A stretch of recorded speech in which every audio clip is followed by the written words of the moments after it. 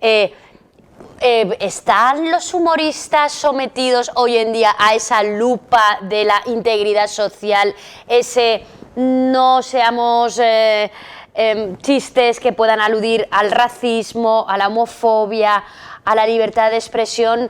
Hemos visto cómo se han censurado hasta libros, películas por los finales. ¿Crees que los humoristas tenéis que estar con pies de plomo?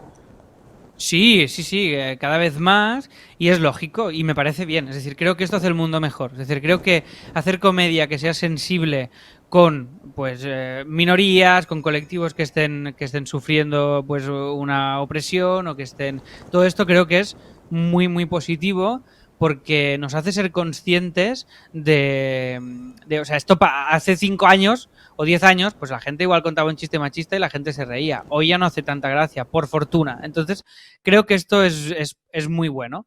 Entonces, hay un debate aquí que es infinito, que podemos estar horas, que es los límites de la comedia. Tú puedes hacer humor negro, pero también tienes que saber en qué contexto lo estás haciendo y depende al final del criterio de cada uno, al final. No hay, es decir, no hay leyes, pero si tú estás haciendo comedia en una televisión, pues, hombre, procurar no procurar, yo creo que es mejor pues meterle caña al poderoso que al que está más jodido, ¿no? O más oprimido. Creo que eso es muy bueno, que como sociedad estemos tomando esta conciencia en colectivo y evidentemente la comedia es algo que está permanentemente vivo y que forma parte de la sociedad y también se ve afectado por eso y creo que es algo positivo. Creo que se puede hacer comedia sin ofender de manera gratuita a nadie solo para hacer un chiste porque es ofensivo. Si haces eso, que sea porque es un chiste bueno, no porque sea ofensivo con alguien.